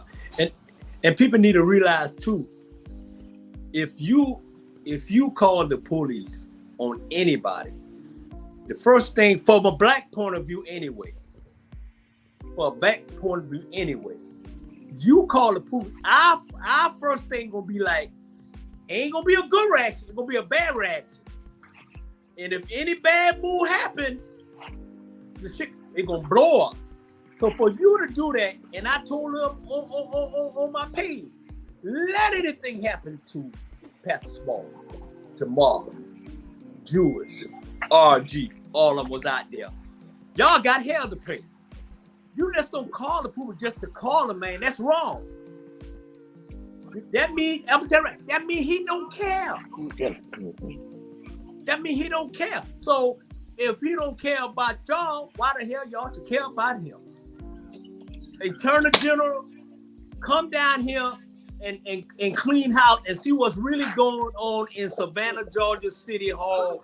And that's address is 2. I believe it's 2. You know, seriously, that's wrong. You know, anything could have happened. Because y'all say y'all shot 116, but 116 of them was at Krispy Kreme and Dunkin' Donut. We had 3 there. They're down 116, and we had 3 there.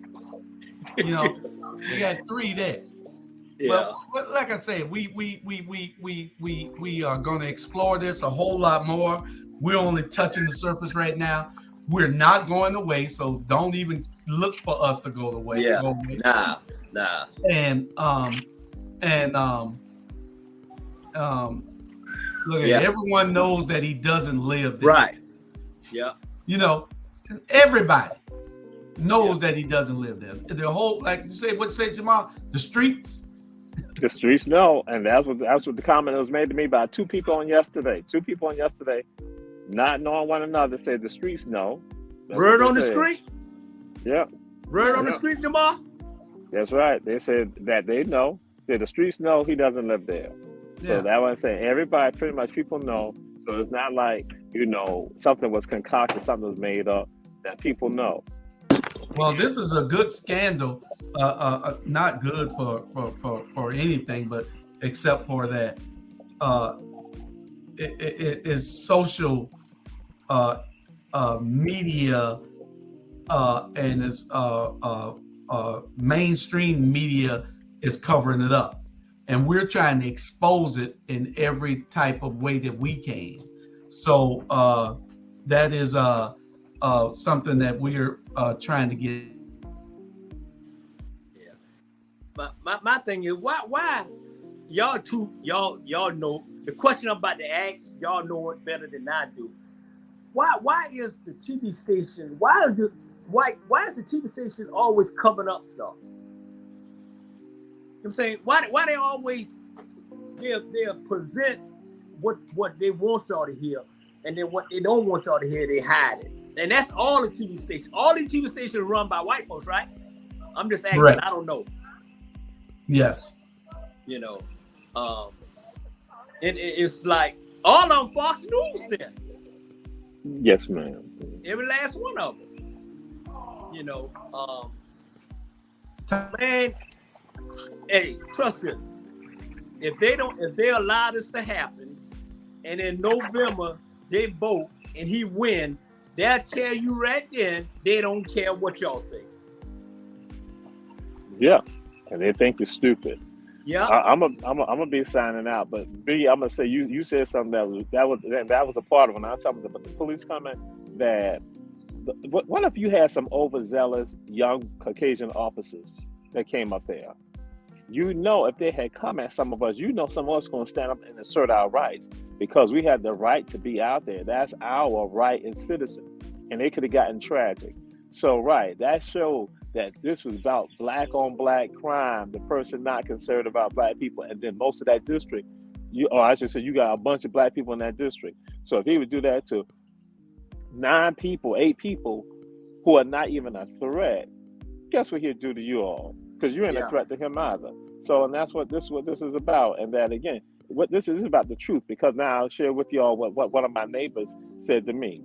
He asked me, he came and we had a long conversation about it. He said, he told a person with him, he said, if that brother was there, then I know something's wrong. He said, I know that brother. He said, I know that brother's character.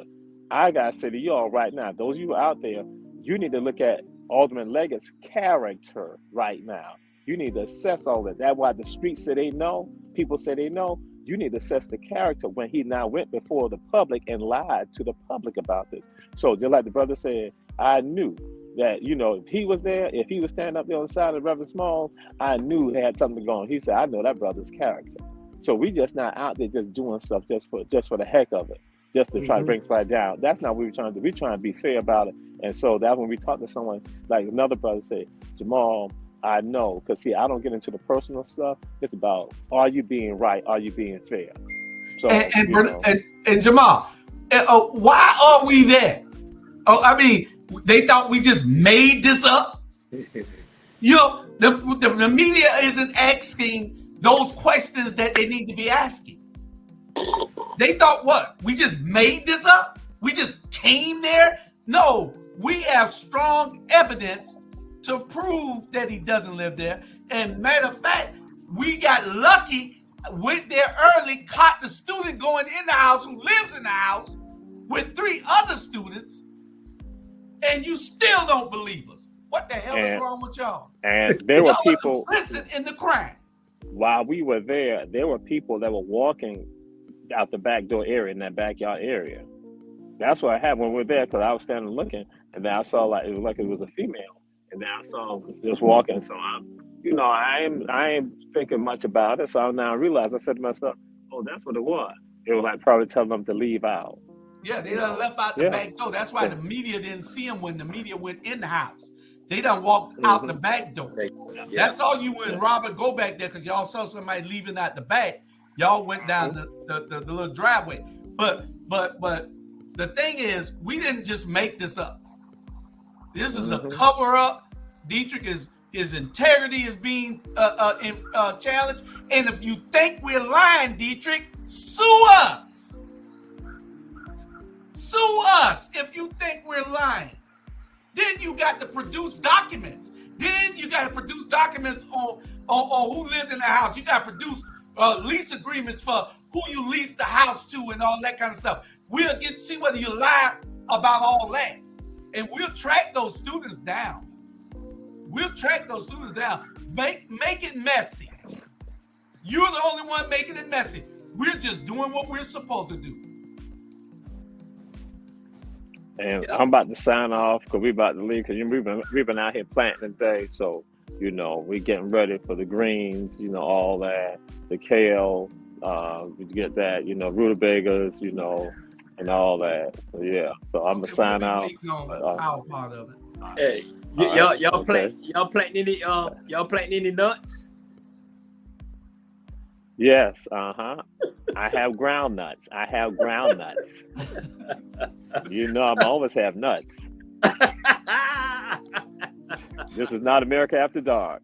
All right, bro. All right, catch you later. Yeah, but appreciate you staying on with me, and because I'll just go off on the wrong way. Yeah. No, it's like, man, it's a lot. If you look on my page, I got 6 things I discussed, man, and they called Ninja Please. I don't know what's wrong with them, man. And I know for a fact, I said, okay, you know what? I'm gonna do this, because anytime you attack a good black man, then I got a problem with you. And I'm tired of them attacking Dion. And I just got to say, man, I'm over it. And I get seven names. It is crazy. And Levitt, he's in one of them, and Van in the other one, and Clarence Thomas and Jason Whitlock and all of them, man. What give them the right, Jews, to destroy your community, and you came from a black woman? Yeah. Well, they don't have that integrity. They don't have that type of, it's all about self right now with these people. And that's all they're thinking about is self. we got to get out of here because we're 12 minutes over our time. Oh, okay, But, okay. All right. But we'll continue this probably on the Rabble. We're gonna be touching this on every show that we got. Some type of way that we're gonna be touching it on every political show, rather. Not on every show, on every political show. And or any shows that want to touch it, they can. Right. But we will be bringing y'all the latest, so just stay tuned, and we'll go from there. Okay. All right. I appreciate you, my brother, and we will get together later on. Yeah, definitely. I'm gonna go outside and play with my little grandkids. So hey, love you, bro. You be good. Love you too, man. You be good. All right. All right.